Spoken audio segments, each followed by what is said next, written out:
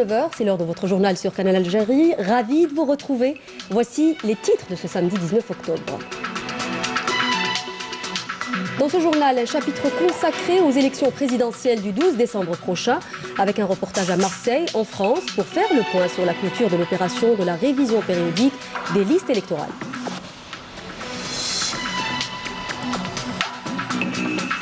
Élection toujours, et cette fois-ci à partir d'Alger. Nous irons à la rencontre d'une coordinatrice représentant la communauté algérienne à l'étranger. Elle est désignée par l'ANI, sa mission étant l'encadrement des élections présidentielles à l'étranger. Portrait dans cette édition.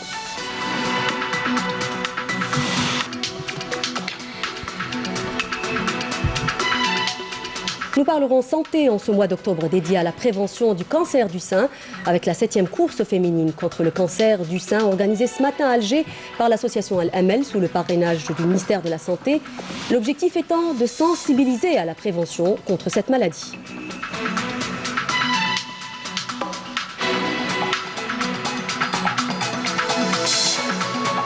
Nous irons à Khechla pour parler du développement des enfants aux besoins spécifiques.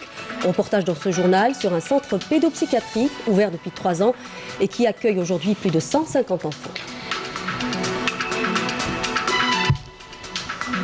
Bienvenue. Avant de développer ces titres, d'abord ce conseil interministériel. Le Premier ministre Nourdine Bedoui a présidé aujourd'hui un conseil interministériel consacré à l'étude de l'état d'avancement des préparatifs des Jeux méditerranéens qui seront abrités par la wilaya d'Oran en 2021. Le Conseil s'est tenu en présence du ministre de l'Intérieur et des ministres de l'Enseignement supérieur, de la Jeunesse et des Sports, de l'Habitat, des Travaux publics, du Transport et des secrétaires généraux des ministères des Finances, de la Communication, du Tourisme, du Wali d'Oran, le directeur général des Jeux méditerranéens et le représentant du Comité olympique algérien. Le Premier ministre a écouté un exposé détaillé sur l'état d'avancement des projets, notamment en ce qui concerne l'achèvement des infrastructures et des équipements sportifs prévus pour juin 2020. Nourdine Bedoui a exprimé sa satisfaction quant à l'état d'avancement de ces projets. D'autre part, le Premier ministre a mis en exergue l'importance de la réalisation de ce genre de projet dans la promotion touristique de cette ville de l'ouest du pays, de la destination Algérie. Dans ce sillage, le Premier ministre a donné les instructions suivantes. D'abord, la nécessité du respect des délais de réalisation des équipements et des infrastructures, l'importance de faire de cette manifestation un rendez-vous d'envergure nationale, mettre en place une cellule gérée par le Wali d'Oran qui aura pour objectif la coordination entre les différents ministères concernés, la nécessité d'impliquer les citoyens dans ce rendez-vous sportif, notamment par l'encouragement des initiatives relatives au respect de l'environnement. Le gouvernement devra engager le budget nécessaire à l'achèvement de tous les projets en cours de réalisation. Et puis, la nécessité d'utiliser les moyens audiovisuels modernes afin d'assurer une meilleure couverture médiatique de cette manifestation. Dans le même contexte, le Premier ministre a donné des instructions fermes à tous les secteurs concernés. D'abord, continuer les préparatifs tout en rationalisant les dépenses publiques. Ensuite, l'accélération de la concrétisation de la stratégie de l'information, de communication et du marketing avec la mise en contribution des professionnels et des spécialistes du domaine en utilisant toutes les plateformes de communication. La commission d'organisation des Jeux méditerranéens est en charge d'entamer les préparatifs de l'ouverture officielle et la clôture de ce rendez-vous au final. Le Premier ministre a insisté sur la nécessité de mobiliser tous les intervenants afin de parachever la réception des infrastructures dédiées aux Jeux méditerranéens et ce, conformément au programme tracé.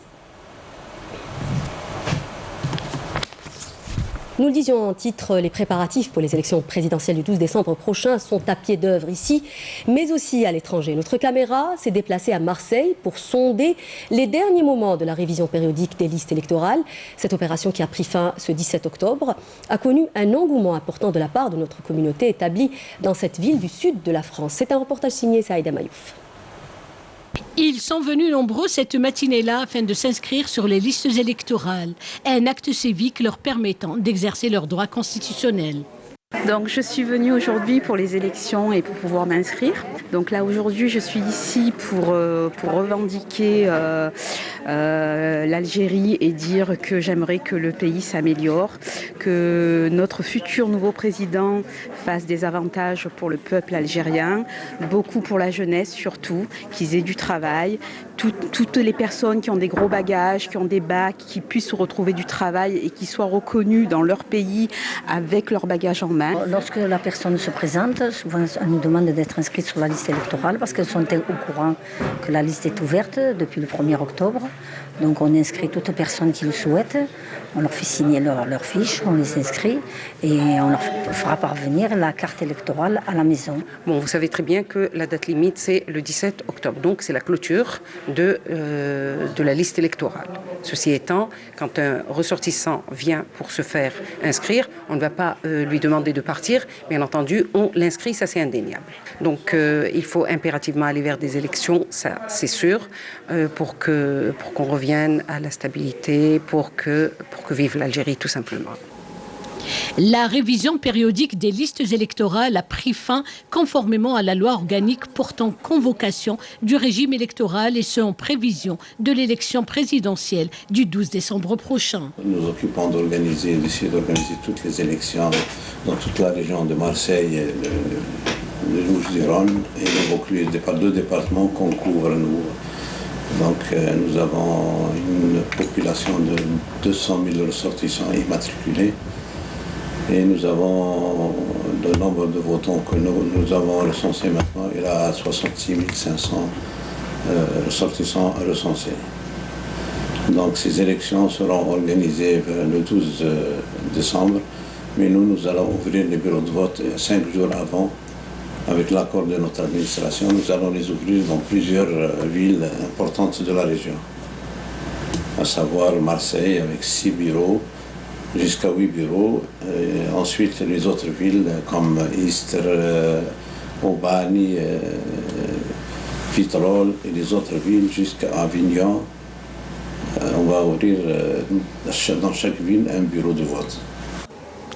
Nos ressortissants établis à Marseille partagent les mêmes vœux tant chéris par tous les Algériens, à savoir une Algérie prospère, une Algérie aux horizons prometteurs et au lendemain meilleur. Et justement, l'encadrement des élections présidentielles à l'étranger se fait à partir de 140 représentations consulaires. L'autorité nationale indépendante des élections a désigné 7 coordinateurs représentant la communauté algérienne, dont Amal Dassi, une jeune femme qui œuvre dans l'humanitaire depuis une trentaine d'années. Elle est également membre de l'ANI. C'est un reportage signé Fela Abras. Regardez. Elle, c'est Amal Dassi. Elle est membre de l'autorité nationale indépendante des élections ANI et représentante de la communauté algérienne à l'étranger. Amal Dassi, c'est une femme algérienne qui travaille dans l'humanitaire depuis près de 30 ans. Ma première expérience fut au Croissant Rouge algérien de 1996 à 2001. J'étais chargée de projets et mon dossier des réfugiés sahraouis en Algérie. Puis en 2001, je suis partie en France et j'ai continué à travailler dans l'humanitaire avec plusieurs associations, notamment Solimed Algérie, Solidarité médicale en action. Et nous avions organisé plusieurs caravanes médicales à Timimoun en 2005, 2006, 2007. Puis j'ai travaillé avec Ateliers sans frontières, j'étais déléguée en Algérie, donc j'ai vécu 1 an de 2008 à 2009. Et l'année dernière, j'ai eu une offre pour travailler en Tunisie et je suis allée, j'ai travaillé au sein d'une ONG au nom de ENDA Interarabe. L'autorité nationale indépendante des élections est constituée de 3 commissions, juridique, communication et organisation. Amal Dassi fait partie de cette dernière. Elle a pris part à l'élaboration de plusieurs travaux. La préparation d'une procédure pour le choix des coordinateurs et des délégués dans les 48 wilayas.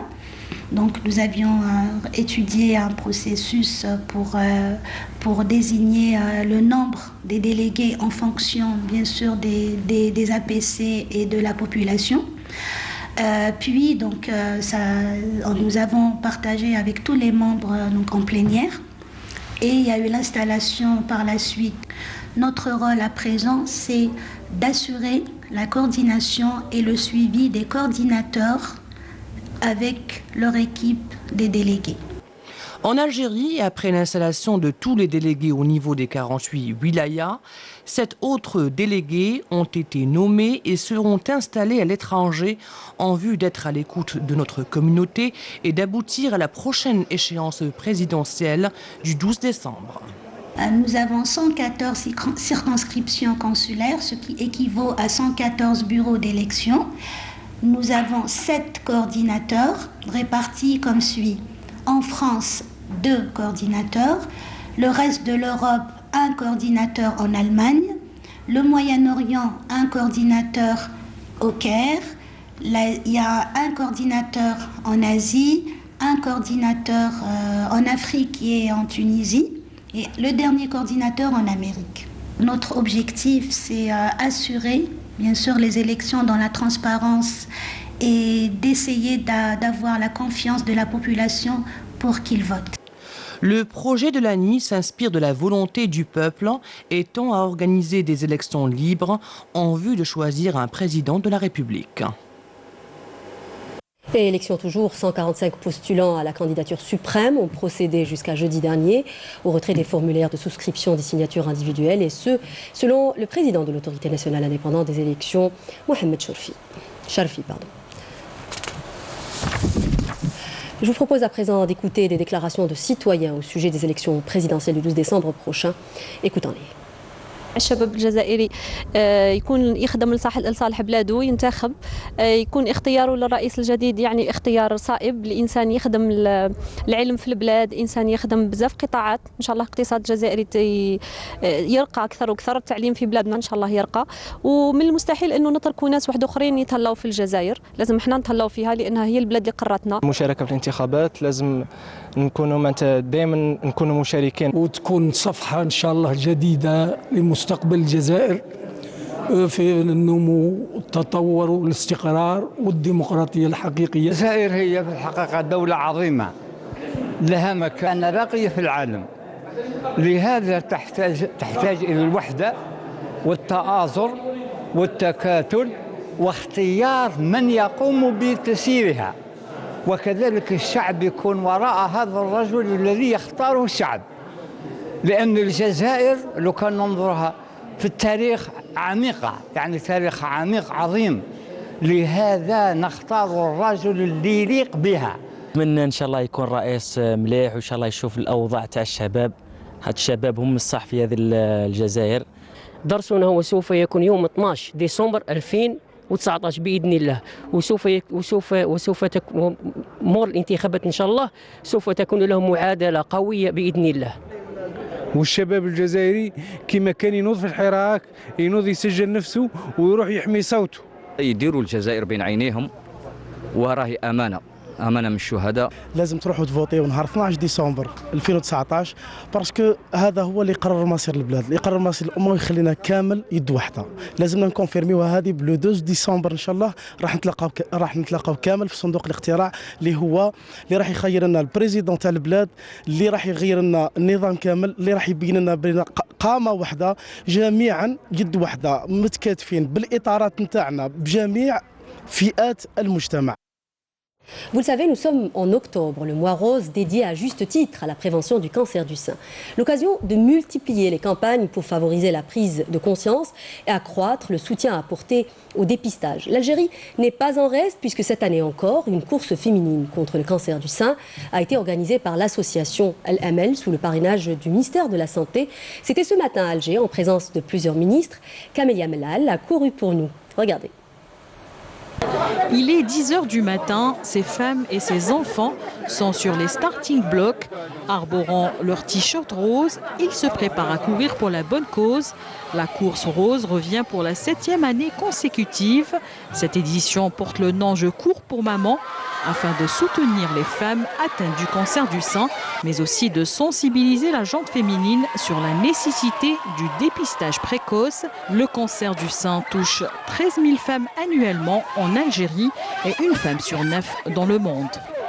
C'est un moment de solidarité avec toutes les Algériennes atteintes de cancer du sein et aussi et surtout c'est une occasion pour inciter les femmes à pratiquer une activité physique qui reste un des meilleurs facteurs protecteurs contre cette maladie. On est nombreuses, vous voyez derrière moi, beaucoup d'enfants, beaucoup de femmes, beaucoup d'hommes aussi. On est tous concernés, on est des femmes. Pour la Banca, c'est pour soutenir les femmes qui ont le cancer du sein, pour les motiver. Donc aujourd'hui on est ici en solidarité pour ceux qui ont le cancer du sein. Une occasion pour exprimer sa solidarité avec les femmes atteintes de cette pathologie et rappeler l'engagement des autorités concernées, notamment pour ce qui est de l'évaluation du plan anti-cancer. Le plan cancer 2015-2019 vient d'être terminé. On va vers l'évaluation et on va lancer le deuxième plan de cancer 2019-2024. Beaucoup de centres anti-cancer ont été réalisés. Prévenir, c'est mieux de guérir.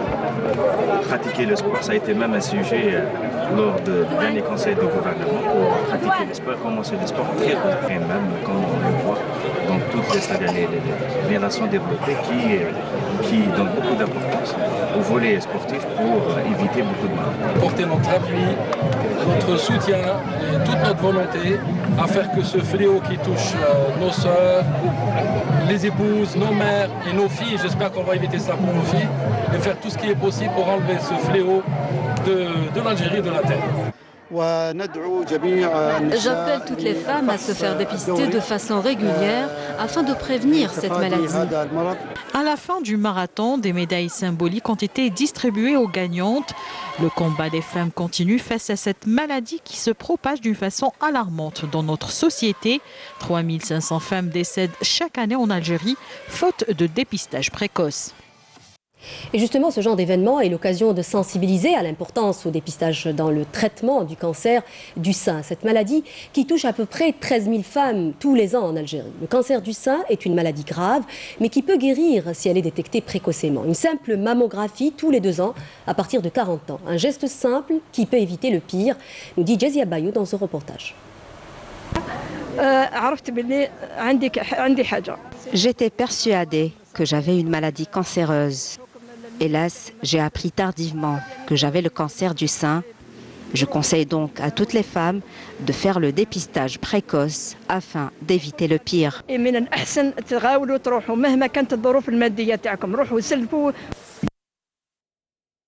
le cancer le plus fréquent chez la femme. Plus d'1,5 million de femmes dans le monde entier sont diagnostiquées chaque année. Et même en Algérie, cette maladie ne cesse de prendre de l'ampleur. On voit plus de cancer du sein aujourd'hui. On en a enregistré en 2018 13 000 nouveaux cas en Algérie chaque année, avec à peu près 3 500 qui vont en décéder. Voilà pourquoi on a tiré la sonnette d'alarme. Et il y a des choses qu'on peut faire pour justement essayer de le détecter tôt. On ne peut pas l'éviter, certes, mais on peut le diagnostiquer très tôt et maximiser les chances de guérison. Grâce au dépistage précoce, 11 000 nouveaux cas de cancer du sein sont diagnostiqués chaque année en Algérie. À un stade précoce, la patiente a une chance de guérir. Le dépistage précoce nous permet la détection des cellules précancéreuses et par là, nous pouvons vaincre ce cancer à travers les nouvelles thérapies. Si elle découvre quelque chose, il ne faut pas qu'elle ait peur. Il faut qu'elle aille voir un professionnel de la santé pour lui définir qu'est-ce qu'il y a lieu de faire. Afin de lutter efficacement contre le cancer du sein, des journées de sensibilisation sont organisées tout au long du mois d'octobre, baptisé le mois rose, symbole du combat et de l'espoir.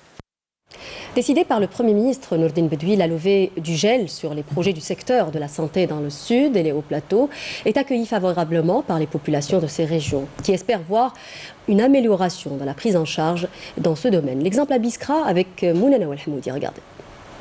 C'est la fin du calvaire pour les patients de la wilaya déléguée de Ouled Djellal.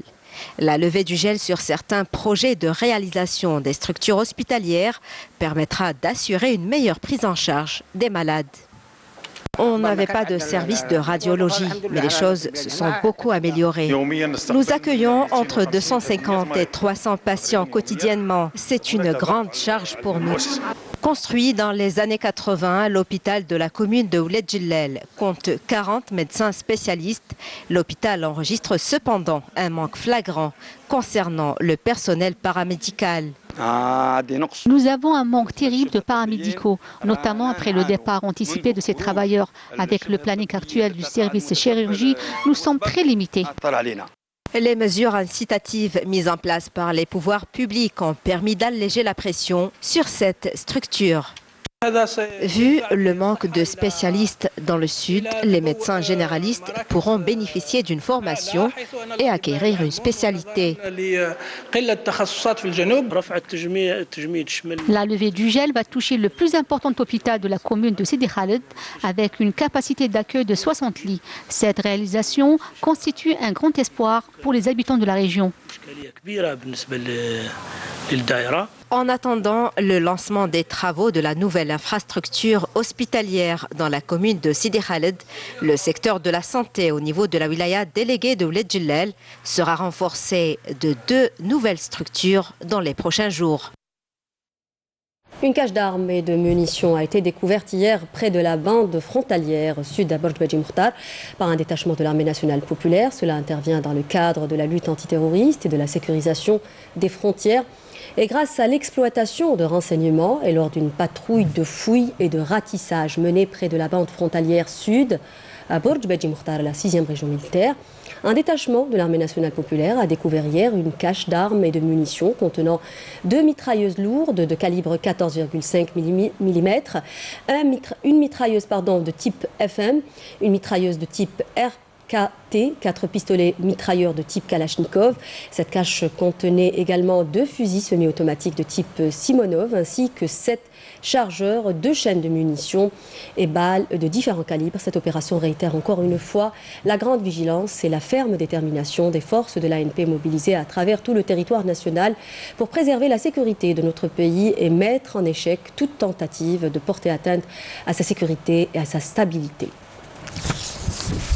Et toujours dans le cadre de la lutte antiterroriste et suite à 2 opérations de recherche et de ratissage menées à Betna et Skikda, la 5e région militaire, des détachements de l'armée nationale populaire ont découvert et détruit hier 5 abris pour terroristes. Des abris contenant 20 mines de fabrication artisanale, un fusil de chasse et un fusil carabine usé et 63 balles de différents calibres, une quantité de poudre noire, un groupe électrogène, des outils de détonation, des médicaments de divers objets.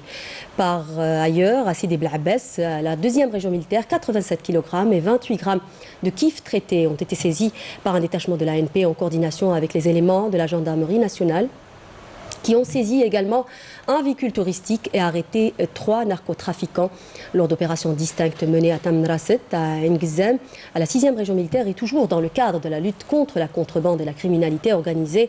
23 personnes ont été arrêtées par des détachements combinés de l'ANP qui ont saisi un véhicule tout-terrain, 2 groupes électrogènes, 2 marteaux-piqueurs et 2 détecteurs de métaux. Par ailleurs, des tentatives d'émigration clandestine de 70 personnes à bord d'embarcations et de construction artisanale à Oran et à Ain Mouchent à la 2e région militaire. Skikda et At-Tarf à la 5e région militaire ont été déjoués par des gardes-côtes, tandis que des éléments de la gendarmerie nationale et des gardes frontières ont intercepté 19 immigrants clandestins de différentes nationalités à Tlemcen, à la 2e région militaire, et Ghardeya, à la 4e région militaire. Nous l'annoncions au titre, il y a de cela plus de 3 ans, le secteur de la santé mentale a été renforcé à Khinchla grâce à un nouveau centre pédopsychiatrique qui répond largement aux besoins de prise en charge des enfants, aux besoins spécifiques de la wilaya. Le centre permet d'accueillir près de 150 enfants âgés de 3 à 16 ans et souvent jusqu'à 18 ans. C'est un reportage signé Abdelmajid Nkrassi, regardez. C'est une des structures socio-éducatives des plus importantes que compte la wilaya de Khinchla. Le centre psychopédagogique de cette ville de l'Est algérien est une véritable aubaine pour la prise en charge des enfants handicapés de Khinchla, mais aussi des localités voisines. Le centre accueille des enfants atteints de 3 types d'handicap, les autistes, les trisomiques et ceux qui présentent un handicap mental.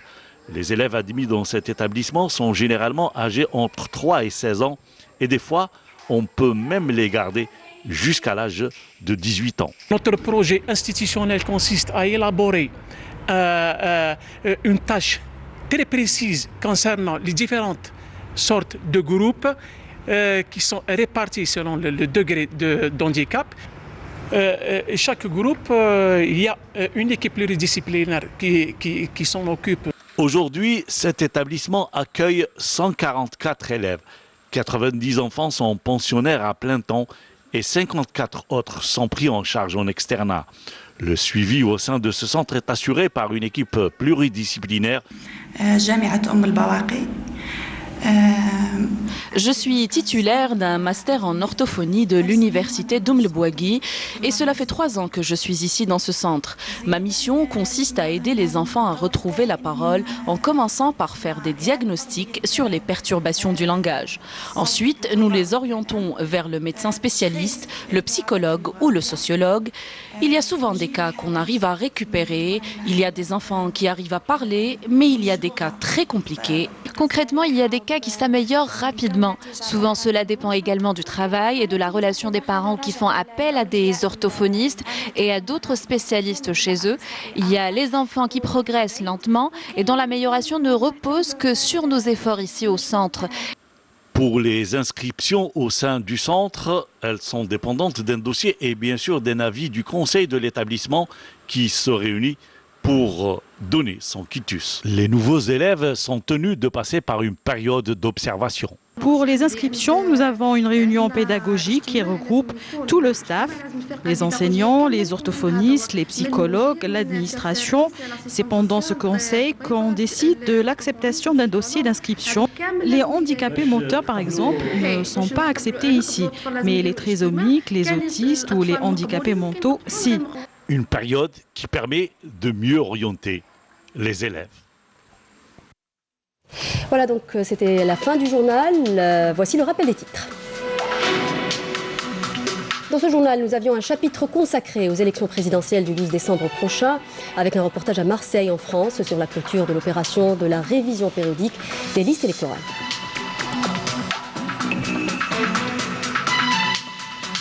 Élection toujours, nous sommes allés à la rencontre d'une coordinatrice représentant la communauté algérienne à l'étranger. Elle est désignée par l'ANI, sa mission étant l'encadrement des élections présidentielles à l'étranger. Portrait dans cette édition.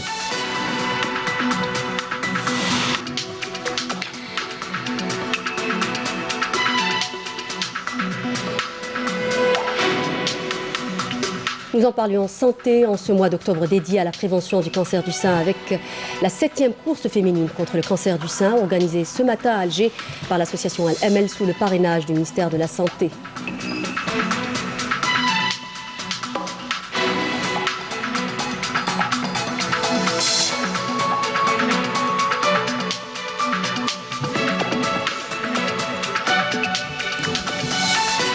Nous étions également à Khenchla, où nous nous sommes intéressés au développement des enfants aux besoins spécifiques. Reportage dans ce journal sur un centre pédopsychiatrique ouvert depuis 3 ans et qui accueille aujourd'hui plus de 150 enfants. Voilà donc la fin de ce journal. Merci pour votre fidélité. Je vous remercie au nom de toute la rédaction qui a préparé ce journal. N'oubliez pas de nous rejoindre sur les réseaux sociaux. Je vous donne rendez-vous dès le week-end prochain. Au revoir.